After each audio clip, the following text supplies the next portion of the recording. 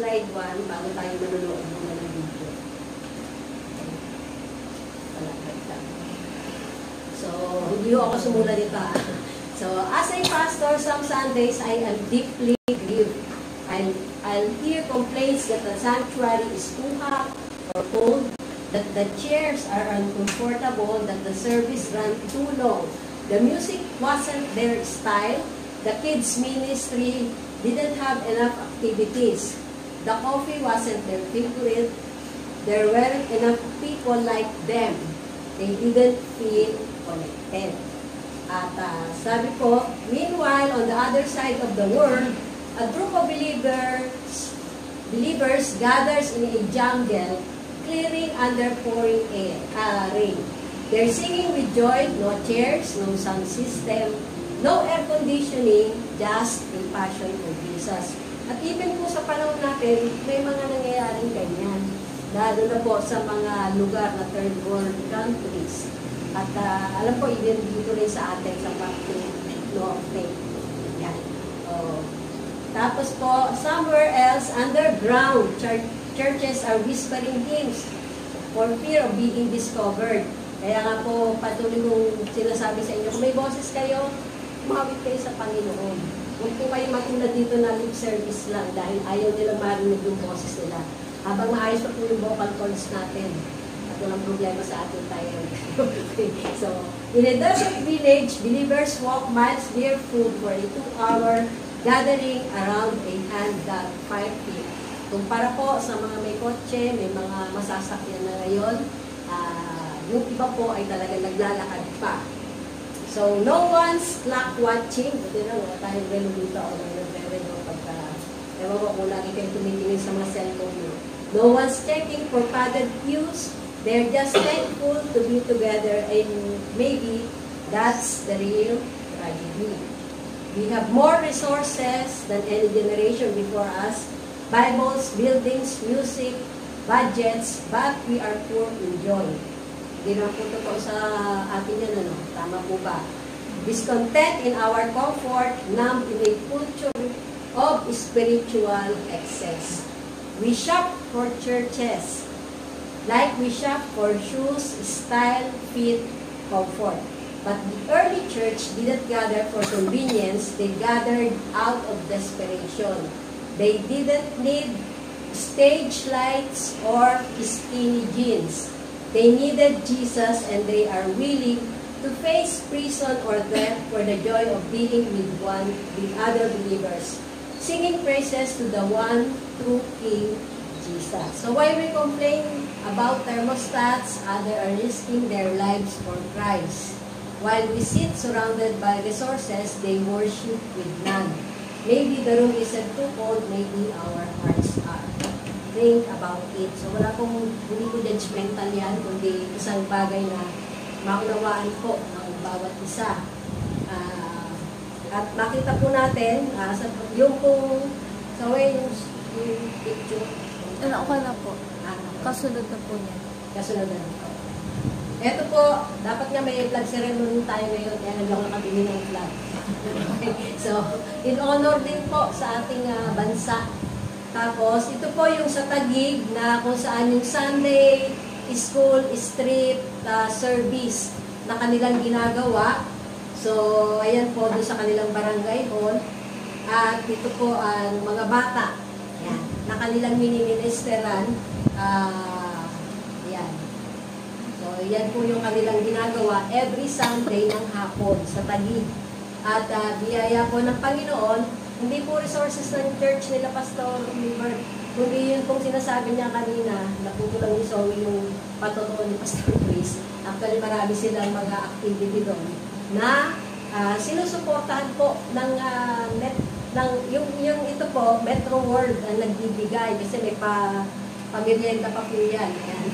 At yung pong si Pastora Malu, sa mga nakakilala, tsaka yung pong isang si Pastor June Rubianes, at yung pong si Marites Albios pa yun, na siya pong namamahala dyan. Katuwang po, kaya nga nung habang pinapanood ko yan, sabi ko, pwede yung Hindi ko alam kung na-forward ko po kay Pastor Chris. Pwede ba kaming maisama yung mga second generation leader at saka yung mga gustong sumama para mag-assist? Yan. Mag-assist lang ho at mag-observe kasi wala na exposure ang mga kabataan natin ngayon sa mga ganitong gawain. Tama po ba? Alam niyo ba yan? Mga kabataan. Wala dito yung leader yan. Pero yun po yung isang biyaya ng Panginoon na ma-expose din kayo, wag yung tayo-tayo lang. Para po makita natin paano ba kumikilos sa Panginoon. So pati mga bata, tinatawag na niya ngayon, meron isa pang, hindi ko alam kung kasama dito yung 4 years old hanggang 12. Now, humahanap sila ng sponsor mula elementary hanggang college sa mga foreigner sa ibang bansa. At even nga raw kahit nakatapos na ng college, kinakamusta pa rin nung nag-sponsor sa kanila.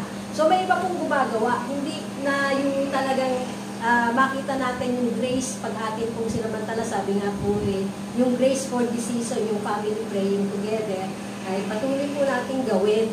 At sabi ko nga kay Pastor noon, hindi ko kami makapagsabay-sabay kasi kami dalawa ni Dorothy pang umaga, yung dalawa pang gabi, pagkatapos pa lang trabaho nila. So, magkahiwalay po talaga kami ng posting. Ayan, kaya sa biyaya po ng Panginoon. At sa atin pong pagpapatuloy, sa ating patikim lang po yun, yung webinar namin noong June 23.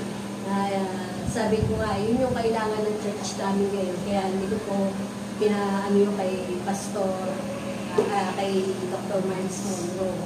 So, the power to embrace apostolic doctrine part 2, yung foundation po ng apostolic doctrine. So,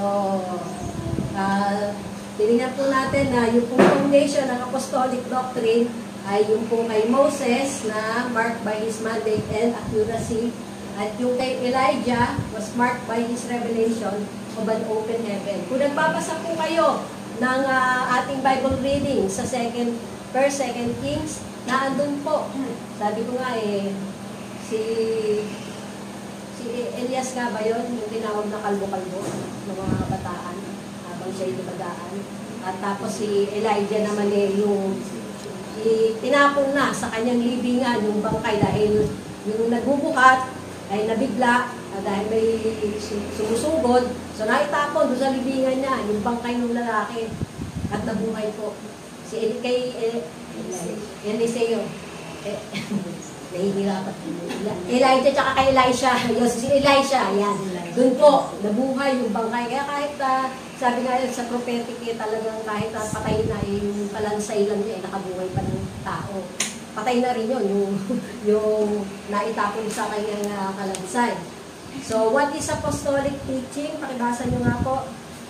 Apostolic teaching is the continuation of what Jesus taught about the kingdom of God.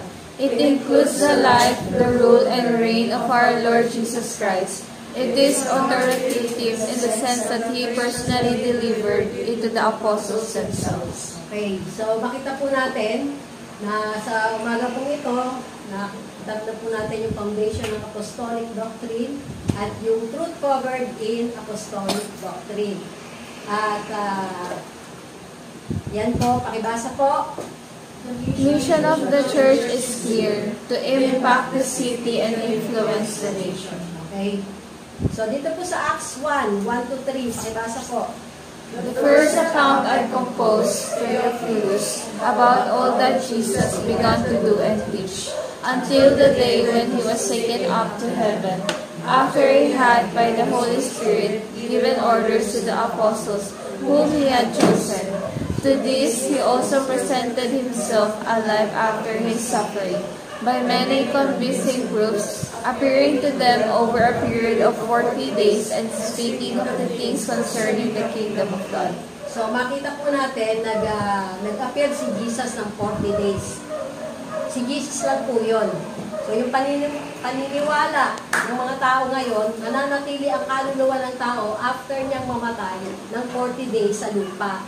So makikita po natin, malinaw na si Jesus lang yun, na nung muling mabuhay, nag-appear po siya sa kanyang mga apostles at yung chosen one lang. Yung po mga, at pagkatapos ay yung ang preaching niya po ay pinagpatuloy niya concerning the kingdom of God.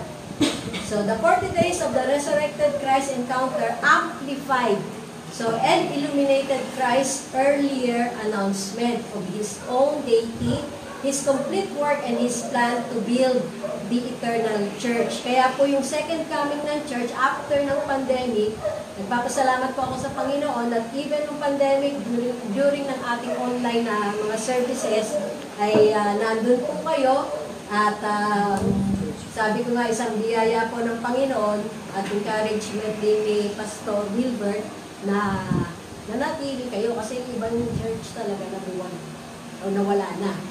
So, the 40 days of resurrected Christ encounter brought direct revelation into the spirits of the apostles concerning the kingdom of God and the church that Jesus built.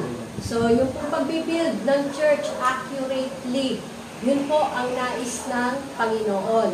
At sa biyaya po ng Panginoon, so lahat po ng area yon, mga pa-worship team, maging sa mga elders, maging sa administration, patuloy po na binibuild ng Panginoon ng eternal church na gusto niyang mabuild accurately. Kasi may mga churches po na nagbibuild ayon lang sa preference kung sino po yung pinuno. At alam naman po natin yan. At dito po, the 40 days discourse about the kingdom of God set the proper perspective for the apostles. It was no longer the nation of Israel, which was the centrality of the work or outreach, but the church and the kingdom of God. So kaya po tayo ini-equip, ini-empower sa church, ng church, at ng mga manggagawa ng church, para po dun sa paghahari ng Panginoon. Kung paano kung sinabi ko na before, hindi lahat ng Kristiyano, nagko-confess sa Kristiyano, pinaghaharian ng kaharian ng Panginoon. Minsan sila pa yung naghahari sa kanilang sariling kagustuhan, sariling diskarte, at bababayaan kayo ng Panginoon pag gano'n. Pero pag inuna niyo po ang paghahari ng Panginoon sa inyong kurso, sa inyong trabaho, sa inyong business, ay makikita niyo po. Sabi nga kanina nung Grab driver na, sabi niya, kasi pinaliwanag niya sa akin. Bakit? Kasi pag hindi namin mapin yung exact na address, sabi niya, baka po kasi maisumbong kami sa Grab at bawas po yun sa points namin. Katulad ng sinumbong daw siya dahil marumi yung kotse, umuulan ng panahon ngayon. Hindi naman daw siya pinakinggan. Ganun po pala. Ay, salamat po na ipinaliwanag nyo sa akin. Kasi may previous experience ako kami yung gano'n. Hindi naman yung pinaliwanag no driver. So, makita po natin, sabi ko nga, kailangan mag-prepare na po kayo. Yung nakikita natin mga pagtataas ng presyo ngayon, pag binalikan nyo po yung mga prophetic word before, nangyayari na po ngayon. Even yung mga sunog, nasa Revelation na yan. At sinabi na rin po ng mga propeta na hindi na pababahan. Hindi na mamamatay sa baha. Pero yung pong pagtupo, kahit po lalo na sa abroad, dito ba? Doon nangyayari na ngayon. Dahil malapit na yung pagdating ng Panginoon. So, Acts 1:4-8, pakibasa po. Gathering them together, He commanded them not to leave Jerusalem, but to wait for what the Father had promised, which He said, "You heard of me. For John baptized with water, but you will be baptized with the Holy Spirit not many days from now." So when they had come together, they were asking Him, saying, "Lord, is it at this time you are restoring the kingdom to Israel?" He said to them, "It is not for you to know the times of approach, which the Father has fixed by His own authority. But you will receive power when the Holy Spirit has come upon you, and you shall be my witnesses both in Jerusalem and in all Judea and Samaria, and even to the remotest part of the earth." So dito po, sabi nga po natin ay bago umakyat sa langit ang Panginoong Yesus, tama ba? Diyan. Sabi po, maghintay. Hirap pa kayo maghintay ng katuparan ng mga pangako ng Panginoon sa inyo. Sabi nga, may appointed time po At pagka may mga time na nadidelay, may purpose din po yung pagka-delay. Yun po ay yung mold sa inyong karakter, sa inyong patience, sa inyong endurance, at sa patuloy po. Lalo, kaya nga pag dumating na yung sagot sa panalangin nyo, halimbawa, ang tagal nyo na nanalangin sa isang hindi ligtas na miyembro ng inyong pamilya, at nabalitaan nyo, biglang tinanggap na si Jesus. Pero sana kayo na yung ginamit mo. Okay? Nakita po natin na sabi nga, pinangako ng Ama. Pag nangako ba si Kuya Jambo, naniniwala ka ba yun? Yan. At least may paniwala sila. Pero laki na ba ni Kuya Jambo eh. Sa yung, di ba kasi, kahit sa mga mag-asawa po, mga mag-asawa lang wala pa doon sa mga mag-boyfriend. At wala pa doon sa mga nanliligaw. Pagka nangako, siguro din yung matutupad yun. At kung hindi man matupad doon sa appointed time na sinabi, kung naman yung nakalimang lipat na kayo ng date bago matupad. Okay, maperang emergency reason lang po yung kailangan. So, the Father had promised, you heard from me. Pinangako ng Ama, sinabi ng Panginoong Jesus sa kanila, at kung pagbaptize. So, nandito po tayo sa series ng The Power of a Spirit-Filled Life na patuloy pong ang banal na espiritu na yun, hindi lang yung bautismo sa tubig. So, sabi po dito, nagtatanong na sila, yung restoring the kingdom to Israel. So, makita po natin mamaya, sabi nga po dito, it is not for you to know the times or seasons which the Father has fixed by His own authority. Alam niyo po ba na ang church, mamaya, papakita ko po sa inyo. Bakit concern ang church sa madaling pagbalik ng Panginoong Jesus? So, the truth covered in apostolic doctrine. Unang-una po, the birth, life, death, resurrection, the ruling and reigning of the Lord Jesus Christ. Pakibasa po. Sapagkat ibinigay ko sa inyo ang pinakamahalagang aral na ibinigay sa akin, na si Kristo ay namatay upang iligtas tayo sa ating mga kasalanan. Ayon sa kasulatan, inilibing siya ngunit muling nabuhay sa ikatlong araw. Ayon din sa kasulatan, nagpakita siya kay Pedro at sa iba pang 12 apostol. Yan. So makita po natin, hindi natin maibibigay sa iba, hindi natin tinanggap. Kaya nga po sabi, you cannot give what you don't receive. Kailangan matanggap muna po natin bago nyo maibigay. Tanong, may ibibigay ba kayo?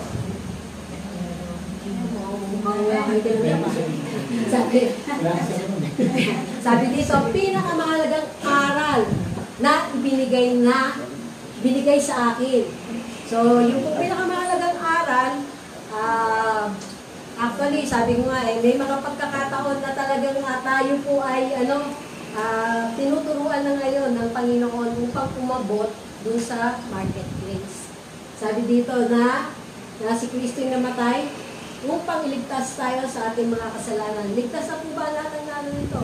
Amen. Ano pa natin yung sumugot Okay, siguraduhin yung ligtas kayo So, ayon sa kasulatan, makita natin, inilibing siya muling nabuhay sa ikatlong araw, ayon din sa kasulatan. So may basis po lahat ng pangyayari at lahat ng ipinahayag kay Pablo. So 1 Corinthians 6-15, 6-7, pakibasa. Pagkatapos, nagpakita rin siya sa mahigit magdaan ng mga kapatid na nakakatipon. Karamihan sa kanila ay buhay pa hanggang ngayon. Ngunit ang ilan sa kanila ay patay na. Nagpakita rin siya kay Santiago at pagkatapos sa lahat ng apostol. So, after po dun sa 12 apostles, nagpakita pa siya, sabi nga, sa mahigit 500 na mga kapatid na nagkakatipon. Kaya every time po na tayo ay nagkakatipon, sabi nga, asahan natin yung presensya ng Lord. Hindi lang yung magkita-kita tayo every other Sunday, pero yung pong sama-sama tayo na namnamin, yung pong presensya ng Panginoon sa ating buhay at every time na nagkakatipon tayo, asahan po natin, hindi ko sinasabi pag sa bahay nyo lang, pero iba po ang ginagawa ng Panginoon pag lahat po ng mananampalataya sa Kanya ay nagkakatipon. 8-9, pakilasa po. At sa kamilihan ay nagpakita rin siya sa akin. Ang katulad ko ay isang sanggol na ipinanganak ng wala sa panahon dahil biglaan ang aking pagkakilala sa Kanya. Ako ang pinakahamak sa mga apostol at hindi nga ako karapat-dapat tawaging apostol dahil inusig ko ang iglesia ng Diyos. So, sabi nga po dito, pare-pareho naman din tayo, katulad tayo ng isang bata pa.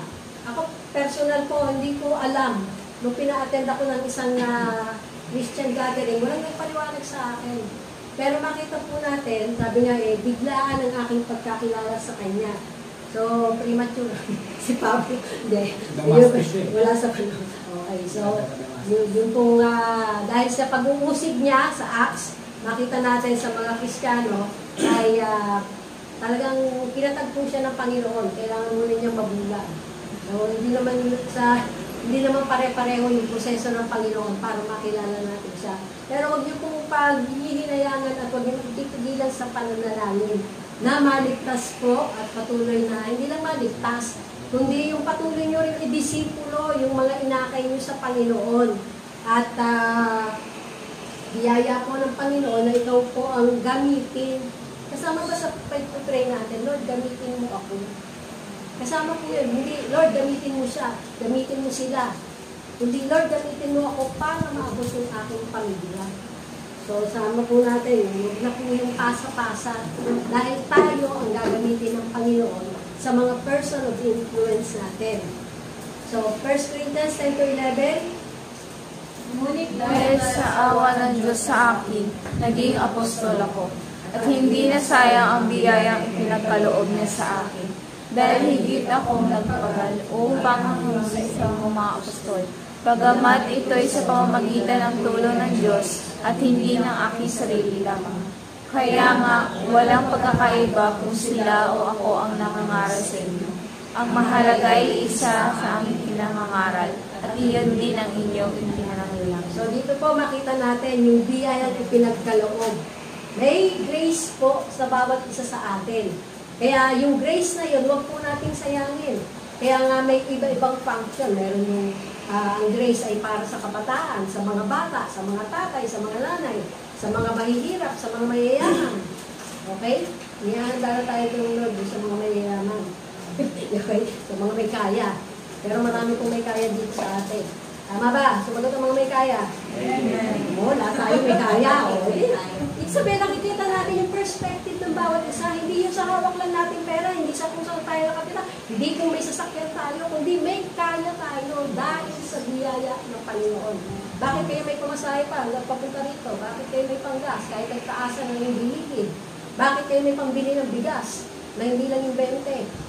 Pero naman yung biligid ng 20. Patanong ko kasi kung saan. Okay, so sabi po dito, higit siyang nagpagal kung ihahambing sa mga ibang apostol. Bakit? Aral po si Pablo Hindi po ba? Aral siya, hindi ko sinasabing hindi aral si Pedro kasi mangingisda lang. Pero kumpara po, sabi nga, mas maraming kapahayagan, mas maraming naisulat si Pablo. At siya po yung ginamit ng Panginoon sa mga churches na itinayo. Kaya nga may mga warning siya kay Timothy, at maging sa mga pagsaway, sa mga maling ginagawa ng church. At sabi nga po dito, walang pagkakaiba kung sila o ako nangangaral sa inyo. So, hindi ko tayo kumukuha ng ibang turo. Hindi ko sinasabing hindi na kami nagbabasa ng ibang mga katuruan. Pero, we make sure na kung ano na yung tinanggap natin na apostolic teaching, pinagpapatuloy lang at patuloy na minamagnify or pina-expand kung ano po yung aming natanggap at nawa ay patuloy nyo rin po, sabi nga yun pong inyong pinananaligan. Ayan. So, purihin po ang Diyos. Pangalawa, His finished work at Calvary. Pakibasa po. Kayo nating patay dahil sa kasalanan. Kayong mga hintil na hindi saklaw ng pagtuli ayon sa kautusan ay binuhay ng Diyos sa kasama ng Kristo. Pinatawad niya ang ating mga kasalanan at pinagwalang bisa ang lahat ng naisulat na alintunin laban sa atin, pati ang mga pananagutang kaugnay nito. Pinawi niya ang lahat ng ito nang ipako siya sa krus. Sa pamamagitan ng kanyang kamatayan sa krus, nilupig niya ang mga pinuno at kapangyarihan ng sanlibutan. Ang mga ito'y para mga bihag na kanyang pinarada sa manla, bilang katunayan ng kanyang pagtatagumpay. So makita po natin na sabi dati, ito yung kalagayan natin nung hindi pa natin kilala si Jesus. Dating patay dahil sa kasalanan. Kahit buhay ang inyong katawan, ang inyong kaluluwa ay same function pa rin, pero patay po ang ating espiritu. Sabi nga hiwalay sa presensya ng Panginoon. Yun po ang nangyari nung tayo ay, nung mamana natin yung kasalanan ni Adan. At yun din po yung nangyari kay Adan, na yung pong lagi sila nag-walking ng Lord, pero nung pinakinggan niya, yung sinabi ng kanyang asawa, at mga asawang lalaki, kayo yung unang pinagpahayagan ng Panginoon, sabi nga po hindi ko sinabi kay Eva na maayos. Kaya nga may dagdag na yung sinabi ni Eva doon kay Satanas. Pero sabi nga po dito, binuhay ng Diyos na kasama ni Kristo. So, the moment na totoong tinanggap natin, hindi lang yung tanggap-tanggapan, kundi yung totoong tinanggap natin ang Panginoong Yesus bilang Panginoon at sariling tagapagligtas, sabi nga, pinatawad niya ang ating kasalanan. Hindi na ba tayo nagkakasala after na pinatawad tayo? Nagkakasala. Okay. Ang tanong, nagre-repent ba kayo agad? Ano ba nung pagka ipinahayag na sa inyo, mali ang ginawa mo, maling nagsinungaling ka, maling sinabi mo wala kang pera, may sindo ka pa dyan. Mga ganong klase. So, pinawalang bisa ang lahat ng naisulat na alituntunin laban sa atin, pati ang mga pananabutang kaugnay nito. Pinawi niya ang lahat ng ito nang ipako siya sa krus. So, minsan lang po, nilupig niya ang mga pinuno at kapangyarihan ng sanlibutan. So, wala na pong dapat hold sa atin ang anumang kapangyarihan ng sanlibutan. Siguro kung mayroon mang pong hold, ay hinahayaan natin. Napapansin ko po yan doon sa mga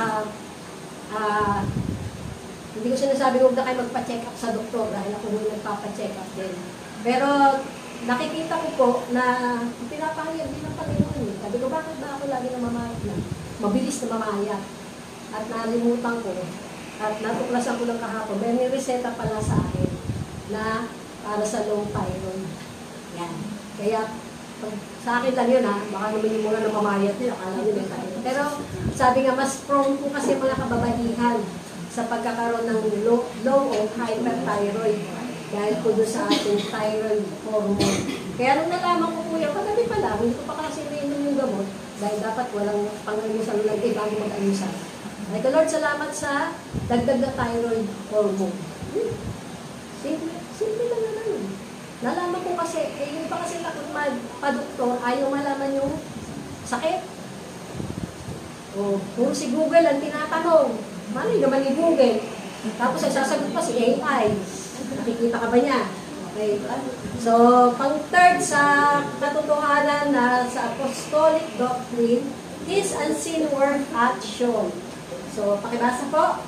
Sapagkat si Kristo ay namatay kahit wala siyang nagawang masama. At minsan lang siya ay namatay para mamatawad ang mga kasalanan natin. Siya na walang kasalanan ay pinatay alang-alang sa ating mga makasalanan para madala niya tayo sa Diyos. Pinatay siya sa laman, pero binuhay siya sa espiritu. So, dito po, bakit pinatay siya sa laman? Kasi kailangan niya magkatawang tao para maka-identify po sa atin at kung sa pagiging Diyos, sabi nga, spirit po siya, pero sabi, pinatay siya sa laman, pero binuhay siya sa espiritu. Nagpapadala po ang Panginoon ng mga ministering angels, even sa pagiging tao, paano makakapag-minister sa atin kung kailangan natin ng, hindi naman yung pag-abuhat Pero yung, sabi ko nga, in-acknowledge ko, Lord, salamat sa pinadala mong anghel. Yun nag-guide sa akin papuntang tansa. Sinamahan niya ako, hindi mo siya kilala, tinawag niya lang ako, sumunod naman ako. At si Dorothy, sinabihan ko, pag sinasakay ka na, minsan kasi hindi siya, wala nang invite. Naglakad mula doon sa Pasca hanggang punta sa amin. Tumingin na sa sakyan, sinasakay siya, ayaw niya sumakay. Siyempre, baka nga makidnap pa Pero sabi ko, sana nung sinakay ka ng security guard na nakamotor, sana sumakay ka na para hindi ka na masyadong, isarado na rin yung gate doon sa amin. Sinasara pa lang yun. Pero pinapasok naman siya. So, makita po natin, may mga pinapadalang anghel na kahit hindi mukhang anghel sa tingin nyo, pero malalaman nyo na anghel po yun para po sa pag-minister sa atin. So, 1 Peter 3, 19-20. At sa kalagayan ng Espiritu, Para siya kahit sa mga espiritu ng mga taong nakabilang po, na hindi sumunod sa Diyos noong panahon ni Noe. Sa panahong iyon, matyagang hinintay ng Diyos ang pagsamantalataya nila sa Kanya habang ginagawa ang barko. Ngunit walang tao lang ang sumampalataya at pumasok sa barko at nakaligtas sa tubig. So sabi nga po dito, makita natin, nag-preach din si Jesus doon nung panahon sa yung mga hindi sumunod sa Diyos. Matiyagang hinintay ng Diyos ang pagsampalataya. Matyaga po ang ating Diyos na talagang may mga area sa ating buhay na yung mga prinsipyo na inilatag na ng Panginoon sa Kanyang salita, hindi po natin magawa. Pero inantay ng Panginoon, bukod sa pagsampalataya sa Kanya, dun sa mga ipinangako niya sa atin, dun sa mga deliverance, liberty, pag-overcome, pagkakaroon ng breakthrough. Pero on our own, hindi natin kakayanin yun. Diba? Magpatawad ka sa mga nakasala sa iyo. Hindi kaya ng normal na tao. Ng normal na tao yun. Pero, above normal tayo. Amen po ba? Amen. Kaya kaya natin magpatawad. Kasi hindi na tayo yung gumagawa, kundi si Kristo na yung gumagawa sa atin. Para makapagpatawad tayo. Pero markado pa na. Yun. Di ba? Ganong klase, di ba? Pinapatawad na kita kayong markado ka na. Lalo na doon sa mga mahinig sa utang. Na hindi marunong magbayan. Di ba? Ganong klase. Yun. So, makita po natin na doon sa mga nangutang naman na hindi marunong magbayad, ay pwedeng markahan mo, pero tignan mo din yung kung nag-repent din naman sa hindi niya pagbabayad at nagbayad na ng pauti-uti. Yeah, kasi may mga po sa PWD na sabi, reklamo ko sa barangay, umutang sa akin, inutang ko rin sa lending. Tapos, nalaman niya, ang dami palang inutangan doon sa kanila sa provision. May mga ganong klase po. Kaya lang, mahabagin kasi siya kahit na meron siyang anak na medyo may autism, pero napagtapos po ng college, na business management. At siya po ay nagtitinda ng isda. Yung mga pag-amin natin siya, binibigay niya doon sa mga kapitbahay niya na lang. So, yung pong grace na at yung compassion po sa tao ay nakikita rin natin. So, pang-apat is ongoing work at the throne. Basa po, 2 Corinthians 4. Sinasabi ng Kasulatan, salita ako sapagkat ako ay sumampalataya. Sa ganon diwa ng pananampalataya, nagsasalita kami dahil kami sumasampalataya. Sapagkat alam namin ang Diyos na muling bumuhay sa Panginoong Yesus, ay siya rin bubuhay sa amin kasama si Yesus, at magdadala sa atin sa kanyang piling. Ang lahat ng pagtitiis ko ay para sa kapakanan ninyo, upang sa pagdami ng mga nakakatanggap ng kagandahang loob ng Diyos, lalo pang dumami ang mga pasalamat sa ikaluluwalhati niya. So, yung attitude po ni Pablo dito, sabi nga lahat ng pagtitiis ko ay para sa kapakanan ninyo. So, yung pong mga grace na ipinagkaloob sa inyo ng Panginoon, mga blessing, lalo na pag sobra na, sabi nga yung mga talento, halimbawa katulad kay Zoe, talagang malaking tulong na po sa akin. Kung wala man si Pilin, andyan po siya para gumawa. At ngayon pa lang, sinabihan ko na siya mag-train ka din ng mga papalit sa iyo or yung mga pwedeng hindi mag-replace kundi yung talagang magagamit din. Hindi lang yung ikaw. Lalo na po sa panahon natin ngayon, kailangan na po hindi ipasa yung baton. Kundi yung grace na nag-work sa iyo, mag-work din sa kanila.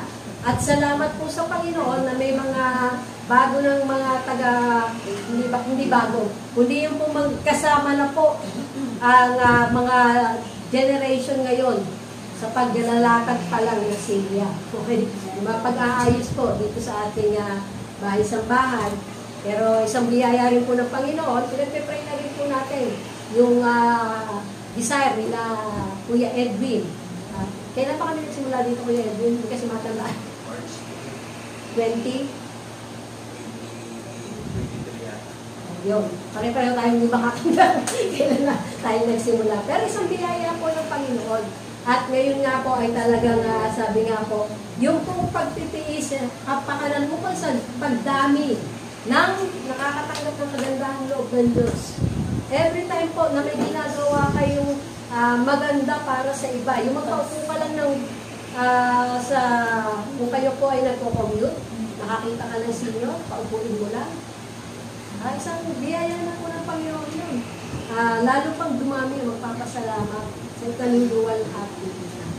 Hindi naman po huwag kayo mag-i-reduce. Hindi kasi po, wala ng Panginoon yun. Kanatin na lang din yung pasasalamat. Pero yung pagpapasalamat sa ikaludual happy ng Panginoon. Yung po sa mga driver na hindi nakikipag-unahan doon sa mga pedestrian, sa pagtawid, kundi humihinto. Ginagawa po. Thank you. O, kasi pag hindi ba, nasa pedestrian lane ka na, nakikipag-unahan pa sa'yo. Hindi ko naman kinipers. Pero salamat po, Panginoon, sa disiplinadong drivers. Ganun lang. Tapos, Ephesians 2:6-7, dahil sa pakikipag-isa kay Kristo Jesus, tayo'y muling binuhay na kasama niya upang mamulong kasama niya sa kalangitan. Tanong, buhay ba kayo? Nakipagkaisa na ba kay Kristo? Sabi nga mamulong kasama niya sa kalangitan. Yung new heaven and new earth po dito sa lupa.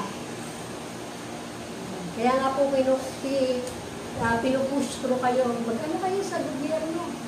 At lalo na kung mapapakinggan niyo po na lahat tayo gagamitin ng Panginoon. Kung gusto niyo po mabago ang syudad ng Bacoor, pasukin niyo munisipyo. Pasukin niyo. Hindi. Huwag niyo papasukin para magkakawan. Pero, and even yung pong yung pananalangin para doon po sa city. Kung alam niyo yung problema, baka naman hindi niyo alam yung problema ng city. Alamin niyo rin po at isama niyo sa panalangin. So, ginawa niya ito upang sa darating na mga panahon ay maipakita niya ang di masupat na kasaganaan ng kanyang kagandahang loob sa kabutihan niya sa atin sa pamamagitan ni Kristo. So, sabi nga po yung centrality ng ating pananampalataya ay talagang si Jesus lamang po. Okay? At kung ano man po yung nagiging bunga ng ating pananampalataya sa ating Panginoon ay yun po dahil din po sa grasya niya sa ating buhay na tinanggap natin. Kasi kung hindi naman po natin tinatanggap yung grasya sa pamamagitan po, nabinigay na ng Panginoong Jesus, hindi rin po natin magagamit. Panglima, His final work through the church. Ayan. So, pakibasa po. Sinabi ng Panginoon sa aking Panginoon, maupo ka sa kanan ko hanggang masuko ko sa iyo ang mga kaaway mo. Palawakin ng Panginoon ang iyong kaharian mula sa Zion, at paghaharian mo ang iyong mga kaaway. Okay.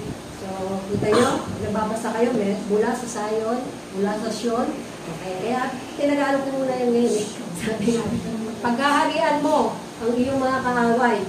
Hindi lang mo sa Panginoong Jesus, kundi sa mga sumampalataya sa Kanya, sa mga naging anak niya, sa mga naging tupa niya at hindi kambing. Paghaharian mo ang iyong mga kaaway. Sino ba kaaway mo? Natukoy niyo na ba? Kasama po yan sa pag-uusapan niyo mamaya. Na sino pa yung kaaway mo? Napagharian mo na ba? Napagharian mo na ba ang greed? Napagharian mo na ba ang negative thinking? Napagharian mo na ba yung pag nakikita mo yung mukha ng kapitbahay mo, ng kapatid mo, talagang ayaw mong tignan. Sino yung mga kaaway mo? Ano po i-identify nyo para po mapagharian nyo. Okay. So, isa-isahin niyo. Kailangan pinag-evaluate tayo eh. Yan. So, ang pang-anim, the full redemption of the man in Christ and the revealing of Christ in us. Colossians 1:27, pakabasa ko. Nais ng Diyos na ihayag sa atin ang dakila ng kamanghamanghang ng plano para sa lahat ng tao. At ito ang lihim ng plano. Si Kristo ay sumasa inyo at ito ang basehan ng pag-asa ninyong makakamtan na napakabuting kalagayan sa hinaharap. So, sabi nga po, gusto ng Lord ihayag sa atin. Tanong, naihayag na ba sa inyo yung dakila at kamanghamanghang plano para sa lahat ng tao?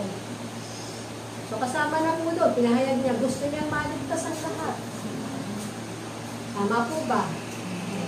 Pero makikita po niyo, si Kristo ay sumasa inyo at itong basihan ng pag-asa ninyo na inyong makakamtan ay napakabuting kalagayan sa hinaharap. Ay, sa future pa pala. Pag ganyan ng Kristiyano, hindi nyo pa ba ina-expect na ito yung hinaharap nyo? O layo pa ng paningin nyo, mga 10 years pa lang. Buhay pa kaya ako nun, malakas pa kaya ako nun, kung natanggap ko yung napakabuting kalagayan. Yan. Sabi ko dito, Galatians 4:19. Mga anak ko, dahil sa inyo'y minsan pa ako nagdaranas ng hirap tulad ng babaeng nanganganak, hanggang sa ganap na mabuo si Kristo sa inyo. So, tulad ng babaeng nanganganak. So, lahat naman po ng mga nanay dito ay nanganak na. Tama po ba? So, yung hirap. Sabi nga po, nagdaranas ng hirap. Mahirap po ba talaga magbuntis? At manganak? Kasi po, sa kalagayan na din, pagka nagkukwento po siya, sabi ko, hindi ko naranasan yun nung time na nagbubuntis ako sa inyo eh. Yung mga, ano yan, yung hindi makatulog ng gabi, nakatulog ko eh. Tayo ano ba yung mga bleeding. Sabi ko nga yung biyaya ng Lord na kahit ganito yung katawan ko at magkasunod pang nanganak ng cesarean, matatata naman ako. 25-26 naman siguro. Hindi na matandaan. Yung ganap na mabuo. Baka kasi yung pagiging yung content. Yun pong sabi nga yung partial lang o partial pa lang yung nakikita sa atin ng mga attitude, behavior, pagkatao ni Jesus.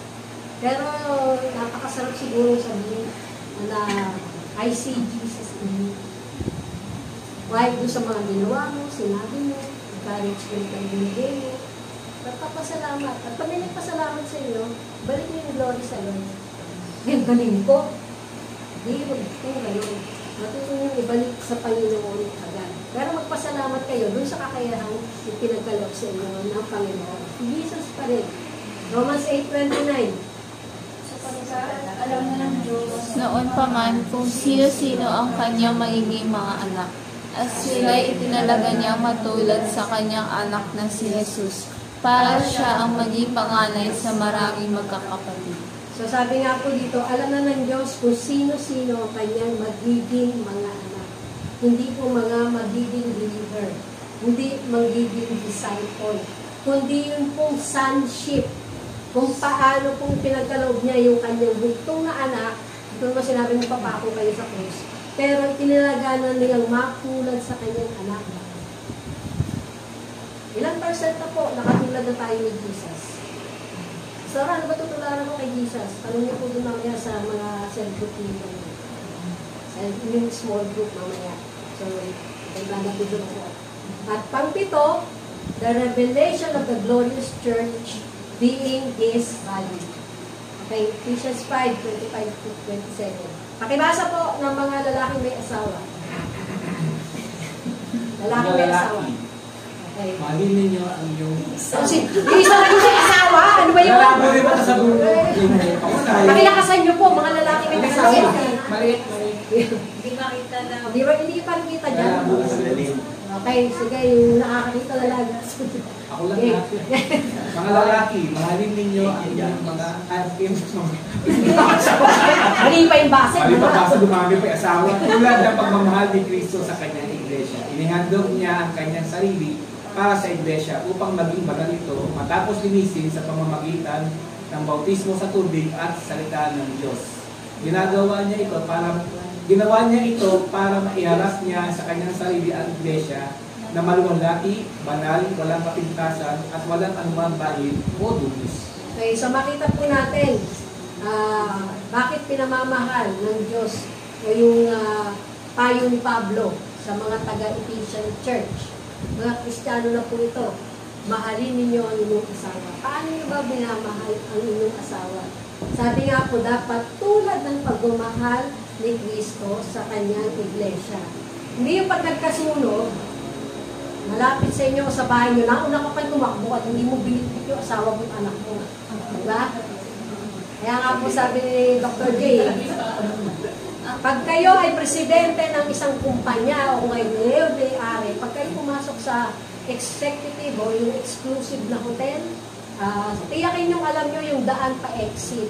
Kasi pag nagkasunog, hindi mo aasahan yung mga empleyado. Ayan, nagtatrabaho nga pa. May maasahan kami. Hindi, nakakatukin. Para sabihin iisa-isahin na, at lalo na yung presidente pa, kung may mga people in high places, hindi ka kakatukin yan para alalayan ka sa paglabas. May general alarm naman kasi. Ayun. Kaya nga, yun, isa na yun. Hindi uunahin din nila yung kanilang sarili para maligtas. So, isang makita po natin, yung pagmamahal, inihandog yung kanyang sarili. Kaya mo bang ibigay yung isang kidney mo pag kinailangan ng iyong asawa kung kayo ay compatible sa kidney? Para sa kidney mo. Hindi daw. Hindi pa. Wow! Kali! Yun. So, sabi nga, upang maging banal ito. Kaya inihandog yung kanyang sarili para sa iglesia upang maging banal ito sa pamamagitan ng bautismo sa tubig at salita ng Diyos. Kaya napaka-importante po, araw-araw tayo kumakain. Ang lakas mo kumain ng mga physical foods. Pero yung pagkain ng ating spiritual food, which is the Word of God, ginagawa po ba natin? So, gusto pong maiharap tayo ng Panginoon na yung iglesia na maluwalhati, banal at walang kapintasan. So, wala na po yung mga witnesses natin at walang anumang bahid o dunis. So, ginawa niya ito upang sa pamamagitan ng iglesia ay maipakilala ngayon sa mga pinuno at mga may kapangyarihan sa sangkalangitan ang walang hanggang karunungan ng Diyos na nahahayag sa iba't ibang paraan. So, nakita natin na sabi nga sa pamamagitan natin, kaya nga mga kabataang may kung ano man ang kurso nyo, siguraduhin nyo na habang nag-aaral pa lang kayo, maipakita nyo na yun. Yung walang hanggang karunungan ng Diyos na nahahayag, sabi nga, iba't ibang paraan. Hindi naman kayo magkakapareho ng school na pinapasukan, di ba? University na pinapasukan. So, inilagay ka dyan, para dyan kang gamitin. Para yung karunungan ng Diyos ay maihayag sa pamamagitan mo. Ang tanong, willing ka ba magpagamit sa Panginoon? O kasama ka nila sa mga kalokohan? Kasama ka nila sa mga nambubuli? So, paano mahahayag yung kaluwalhati ng Diyos? Although alam ko namang wala naman dito sa inyo ng bubuli yan. Wala namang nagsasabulot ng buhok ng mga babae dito. Tama ba? Yung nakikita natin sa balita Pero maganda pa, kalbo pa. Kalbo nila. Para walang masabunutan. So, ano ba yan? Revelation of fullness of God's kingdom. Revelation 11, 7th angel sounded, the kingdoms of this world have become the kingdoms of our Lord and of His Christ, and He shall reign forever and ever. So makita po natin yung mga sistema dito sa mundo, dapat sa pamamagitan ng iglesia, maging tayo yung kasangkapan ng Diyos para maging yung kingdoms of this world ay maging kingdoms of our Lord. Sample na po kay Senator Vico sa Pasig. Hindi ko sinasabing walang pero si Mayor Lani. Usunod ba si Mayor Nina? Nina ng Bacoor. Ay, walang pa. May isa ka ng bukante. Sawi na isa. Mas mabuti yan. Yung sa katatlong boto na yun, okay? The redemption of Israel. So sabi mga kapatid, nais kong malaman ninyo ang isang katotohanan na ngayon ko lang ihahayag sa inyo para hindi maging mataas ang tingin nyo sa inyong sarili. Ang pagmamatigas ng mga Hudyo ay hindi panghabang panahon. Ito'y hanggang makumpleto lang ang bilang ng mga hindi Hudyo nasasampalataya kay Kristo. At kabilang po tayo doon. Kaya nga tayo yung inaasahan na patuloy umabot doon sa mga Hudyo, mga hintil kasi. Tayo po yung mga hintil. Yan. Yan. Sunod si Leor na malakas din ang boses. Sabi nga, kabuuang bilang. So isang bagay na sabi nga, yung pagmamatigas ng mga Hudyo, hindi lahat ng Hudyo naniniwala ko na si Jesus yung tagapagligtas. Pero dahil mahal sila ng Panginoon, darating din po yung panahon na sasampalataya sila. Pero hindi ko makukumpleto yun, yung hindi na magiging matigas yung ulo ng mga Hudyo, hanggat hindi po natin makukumpleto. Hindi lang tayo, kundi yung totoong church po ng Panginoon, nasasampalataya ni Kristo. Kaya gagamitin po ang bawat isa sa atin. Tayo ba ay handa na magpagamit? Salamat sa tatlo. Tatlo na talaga eh. Okay. Pag hindi nyo pa po alam, ay mga susunod na tuturuan namin kayo. Kaya lang, sabi nga, sa inyo pong mga domain, mga tatay, mga nanay, magkakaiba rin po kasi ang tirada yun. Okay? Mga kabataan.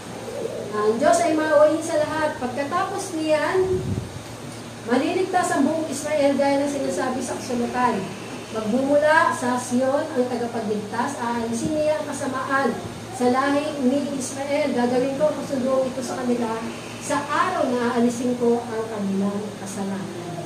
Okay, so, ang minsan, inisip ko parang daya naman ang yun. Israel lang, piniling bayan eh. Pukuntin ba natin sa mga, bakit siya lang pinili mo? Dahil tinanggihan ng mga Hudyo, magandang balita, naging kaaway sila ng Diyos para kayong mga hindi Hudyo ay mabigyan ng pagkakataong maligtas. Pero, kung ang pagpili ng Diyos ang pag-uusapan, mahal pa rin sila ng Diyos dahil sa kanilang mga ninuno. Sapagkat ang Diyos ay hindi nagbabago ng isip sa kanyang pagpili at pagpapala.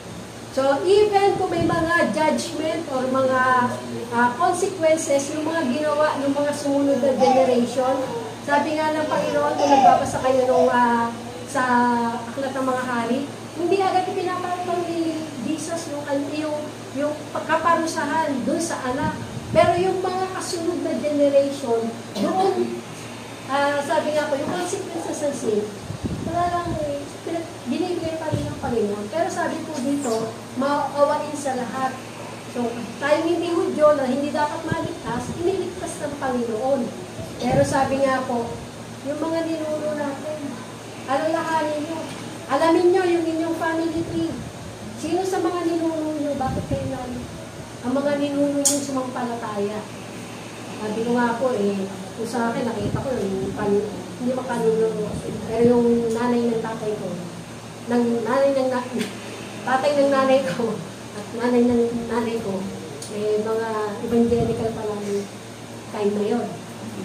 So, hindi po nagbabago ang isip sa kanyang pagpili. Hindi lang yung pagpili, maging yung pagpapalang ibinibigay. At pansa po, 2 Peter 3:11-18, kung ganito, magiging kahihinat ng lahat, dapat kayong mamuhay ng banal at maka-Diyos. Habang hinihintay niyo ang araw ng pagdating ng Diyos, hinihintay niyo na po ba? O gusto niyo pang ma-delay? Nako. At ginagawa ang makakayanan ninyo. Yung hindi nyo kaya, huwag nyo gagawin. Pero yung kaya nyo, para mapadali ang kanyang pagdating. So yun po yung sinasabi ko sa inyo. Ang church din po ang dahilan kung bakit nadidelay o kung bakit mapapadali ang pagdating ng ating Panginoon Jesus. Sa araw na ito, masusunog ang langit sa apoy at matutunaw ang lahat ng nasa lupa sa tindig ng init. At yung pong 2 Peter 11-18, 13, ngunit kaya ayon sa pangako niya, may maaasahan din tayong bagong langit at lupa na paghaharian ng katarungan. So doon na po tayo ilalagay ng Panginoon. Kaya kailangan na makayos po ang ating pamumuhay.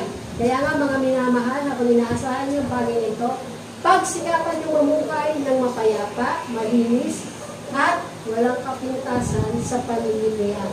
Alalahanin niyo na kaya hindi pa dumarating ang Panginoon ay para bigyan ng pagkakataong maligtas sa mga tao. Gaya ng mga isinulat sa inyo ng mahal nating kapatid na si Pablo sa pamamagitan ng karunungang ibinigay sa kanya ng Panginoon. At ito rin ang sinasabi niya sa lahat ng sulat niya. May ilang bahagi sa mga sulat niya na mahirap intindihin, na binibigyan ng maling kahulugan. So yung wrong interpretation po ng mga hangal, okay? At mahihina ang pananampalataya. Gaya ng ginagawa nila sa ibang kasulatan, sila mismo ang nagpapahama sa sarili niya. Mga minamahal, alam na ninyo ito kahit noon pa.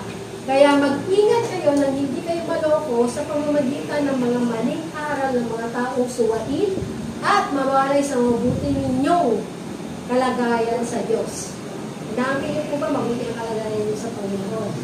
Sa halip, lumago kayo sa biyaya ng Diyos at sa pagkakakilala sa ating Panginoon. Sa pagkakakilala, continuous po ito na nakikilala niyo. So, hindi po one time lang, hindi nagpapatuloy. At tagapagligtas na Yesu Cristo, purihin siya ngayon at magpakailanman. At sa Revelation 21:5, then he who sat on the throne said, Behold, I make all things new. And he said to me, Write, for these words are true and faithful. Pagkatapos ay sinabi ng nakaupo sa trono, pagmasdan ninyo, ginagawa kong bago ang lahat ng bagay. At sinabi niya sa akin, isulat mo, sapagkat maasahan at totoo ang mga salita nito.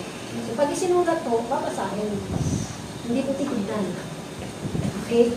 So makita po natin, yung kung handa na pa kayo maghari sa bagong kaharian ng pagkakalad ng Panginoon. Kasama po yung sa pinangako yung magiging maganda sa ating buhay. So, bibigyan ko pa po kayo ng 15 minutes after ng ating pagtatapos.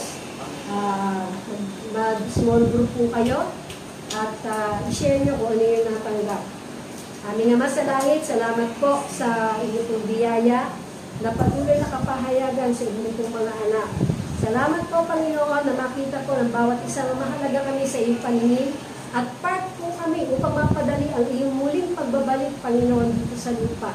Salamat po sa pagpapala mo at kulay na mga pangako mo na paghaharian namin ang aming mga kaaway na patuloy na pagpapala, Panginoon, na inilaan mo na po para sa amin. And thank you, Lord, na gagamitin mo po ang bawat isa upang maligtas ang kanilang mga people sa kanilang domain. And thank you, Father God, maging ang mga mahal po namin sa buhay.